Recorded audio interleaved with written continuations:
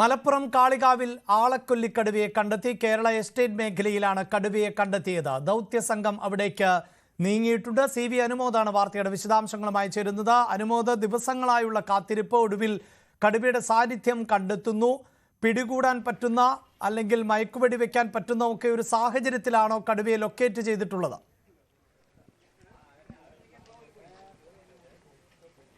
അഭിലാഷ, ദൗത്യം 6ാം ദിവസത്തേക്ക് കടന്ന സാഹചര്യത്തിലാണ് കരുവാരകുണ്ട് മഞ്ഞൾപ്പാറ മേഖലയിൽ, മദാരി മേഖലയിൽ കടുവയെ കണ്ടെത്തിയത്. ഇവിടെ ഈ പ്രദേശത്തുള്ള പ്രദേശവാസികൾ ഒരു പുഴയോട് ചേർന്ന് കടുവയെ അതുവഴി കടന്നു പോകുന്നത് കാണുകയായിരുന്നു. തുടർന്ന് അവർ ദൗത്യസംഘത്തെ വിവരമറിയിച്ചു.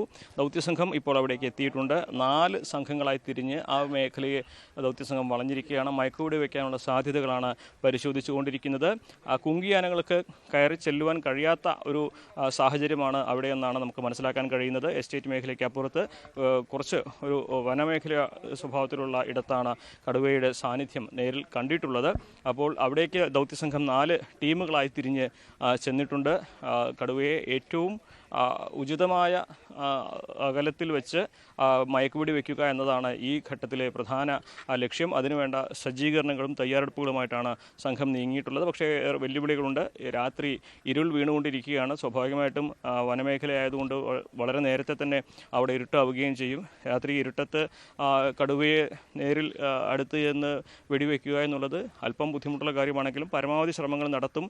കാരണം ഈ 6 ദിവസത്തെ പരിശ്രമത്തിന് ശേഷമാണ് കടുവയുടെ ഒരു സാന്നിധ്യം അത് തത്സമയം ഒരിടത്ത് കണ്ടെത്താൻ കഴിഞ്ഞിട്ടുള്ളത്. അപ്പോൾ ഈ ഒരു അവസരം നഷ്ടപ്പെടുത്തിയാൽ ഒരുപക്ഷെ ഇനി അത് അസാധ്യമാകുന്നൊരു സാഹചര്യം വരെ വന്നേക്കും. അപ്പോൾ ഏത് സാഹചര്യത്തിലും കടുവയെ പിടികൂടാനുള്ള എല്ലാ നടപടികളും എടുക്കുമെന്നാണ് വനംവകുപ്പ് അറിയിച്ചിട്ടുള്ളത്. വനംവകുപ്പിൻ്റെ സംഘങ്ങളല്ല, പ്രത്യേക ദൗത്യ സംഘത്തിലെ എല്ലാവരും അവിടേക്ക് എത്തിക്കഴിഞ്ഞിട്ടുണ്ട്. ഇന്ന് രാത്രി തന്നെ ആ കടുവയെ പിടികൂടാനാകുമെന്നൊരു പ്രതീക്ഷ തന്നെയാണ് ദൗത്യസംഘം പങ്കുവയ്ക്കുന്നത്.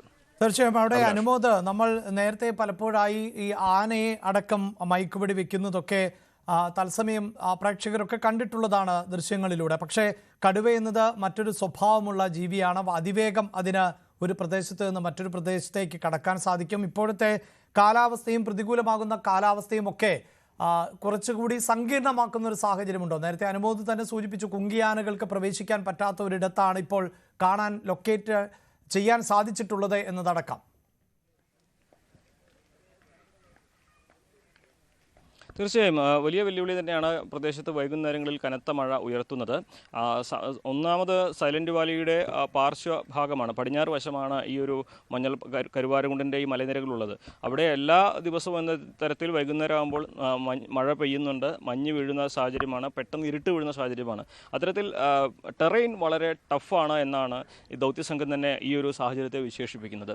പക്ഷേ ഈ ഒരു ദൗത്യത്തിൻ്റെ ഏറ്റവും പ്രധാനപ്പെട്ട ഒരു ഘട്ടമായതുകൊണ്ട് തന്നെ ഏത് സാഹചര്യത്തിലും കടുവയെ പിടികൂടാനുള്ള നടപടി സ്വീകരിക്കുകയാണ്. അതീവ റിസ്ക് എടുത്താണെങ്കിലും ഈ കടുവയെ പിടികൂടാനുള്ള ഈ അവസരം നഷ്ടപ്പെടുത്തില്ല എന്ന നിലപാടാണ് ദൗത്യസംഘത്തിനുള്ളത്. ഇവിടെ വെല്ലുവിളി ഉയർത്തുന്ന ഭൂഘടന വെല്ലുവിളിയാണ്, കാലാവസ്ഥ വെല്ലുവിളിയാണ്. ഇരുൾ വീഴുന്ന സാഹചര്യം വലിയ ബുദ്ധിമുട്ടുണ്ടാക്കുന്നുണ്ട്. ഇനി കടുവയെ പിടികൂടിയാൽ തന്നെ അതിനെ കൊണ്ടുവരാൻ, അതിനെ ഓടി രക്ഷപ്പെടാൻ കഴിയുന്ന ഒരു ഇടമാണെങ്കിൽ അത് അതിലേറെ ബുദ്ധിമുട്ടുകൾ ഉണ്ടാക്കുന്ന സാഹചര്യമായിരിക്കും.